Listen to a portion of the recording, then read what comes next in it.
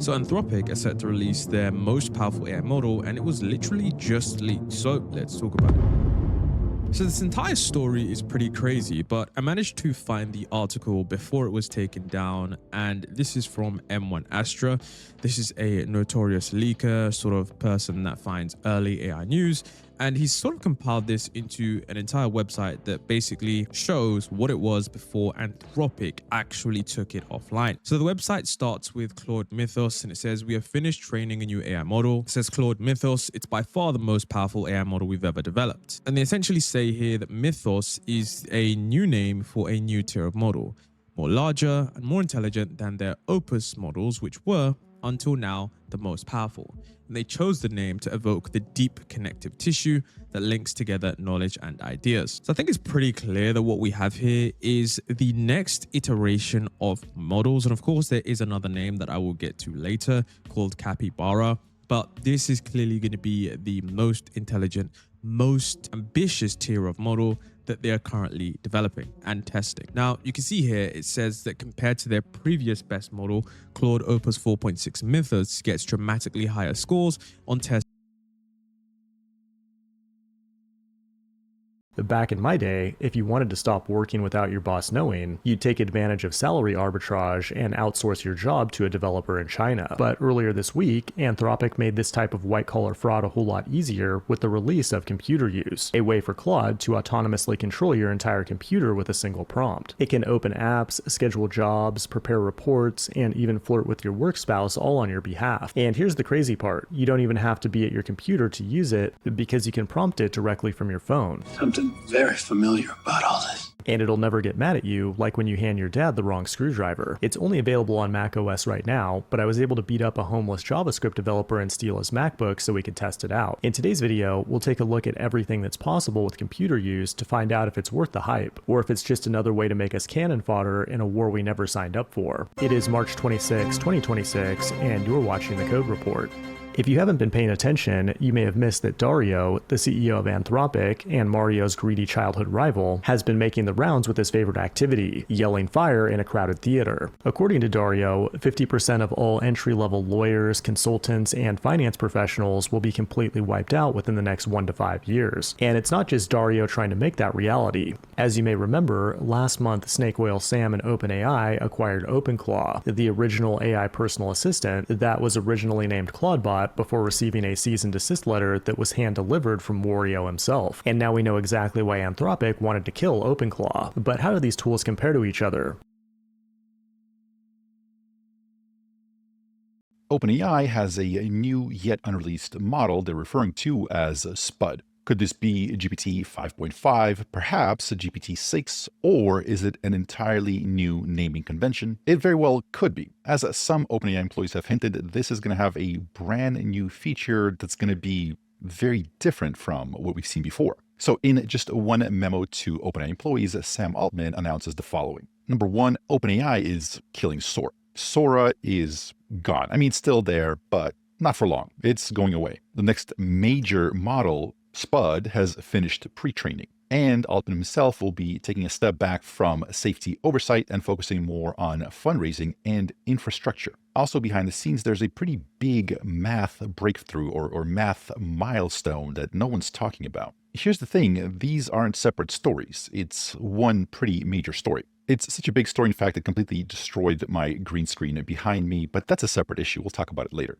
Okay, so first and foremost, let's talk about the big new model rumors, a lot of which are confirmed by OpenAI. So OpenAI has completed pre-training its next major model, internally codenamed SPUD, like a potato. Altman told staff that it's a very strong model and it's coming in a few weeks. He described it as something that can really accelerate the economy. So we're looking at a release possibly later this month or maybe in April. Meanwhile, Altman is stepping back from direct oversight of OpenAI's safety and security teams. So the safety team will now report directly to Mark Chen, and the security team moves to the scaling operations under Greg Brockman. Altman's stated reason for doing all this is because the infrastructure is lacking. We need to build more chips, more data. I don't know if you noticed it, but we have officially crossed into the recursive self-improvement phase of artificial intelligence. We've been talking about this for a long time on this channel, but we're there now.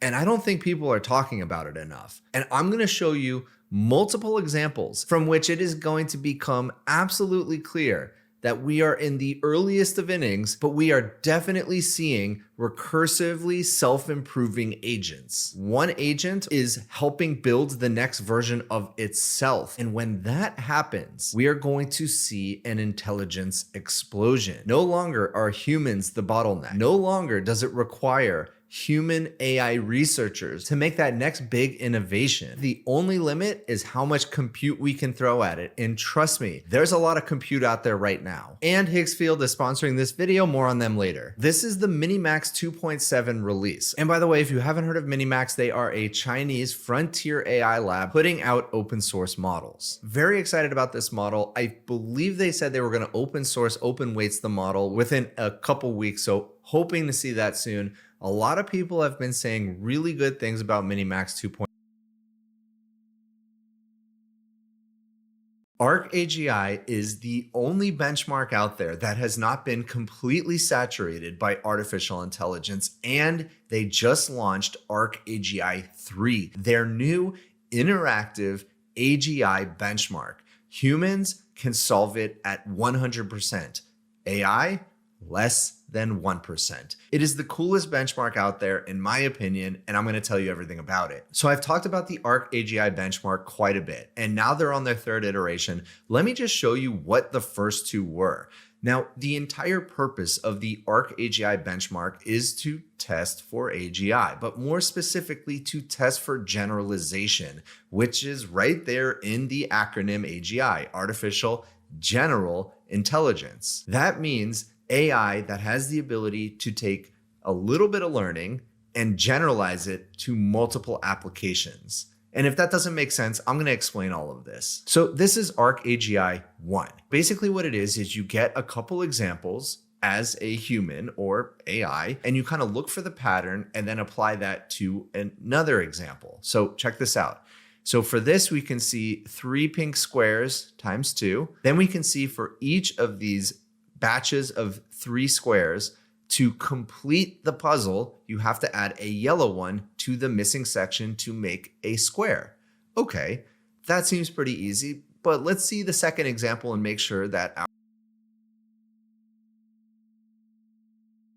Given the lack of clear evidence of demand for the product. This also makes that Disney deal that happened not too long ago very interesting. Like, how is that going to play out? In December, Disney said it would invest $1 billion in OpenAI. As part of the deal, OpenAI was set to license more than 200 characters from Disney, allowing users to create and share AI-generated videos with beloved Disney characters. The 3-year agreement allowed people to wield lightsabers with Luke Skywalker or insert themselves into Toy Story. Back when Sora came out, I actually made a video about it, and my opinion on it was, I personally think it's more of a novelty that, like Midjourney or Stable Diffusion, once you've run out of weird random stuff to generate, you kind of get over it. Fast forward to today, and well, when was the last time you really heard anybody talking that much about the Sora app? But yeah, it did kind of seem absurd for OpenAI to be dedicating that much compute power to essentially a meme generator, where on the flip side, there's this giant narrative about all of the AI companies being compute constrained right now, and they don't have enough compute to operate at the level and speeds they want to. So it totally makes sense that Sora, which was very compute intensive, is like one of the first things to go. Plus, when you really think about it, they're gonna have a really hard time competing with Google, as well as competing with the various Chinese companies that are making AI video generators. Like VO 3.1 and Kling and Seedance are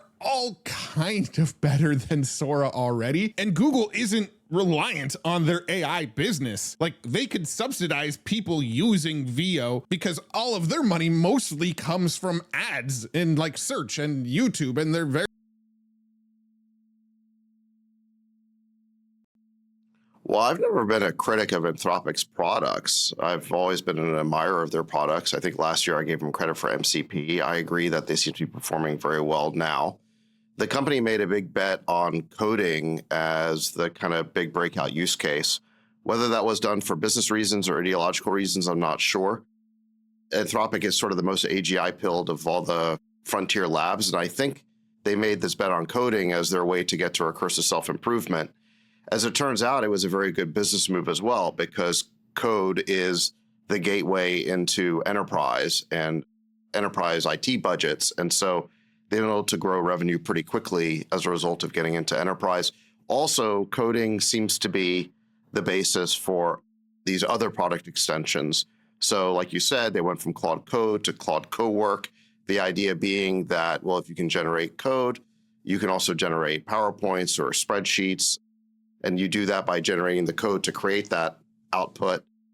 So that was the first extension. Now they are extending into agents. This computer use product is kind of like an OpenClaw knockoff.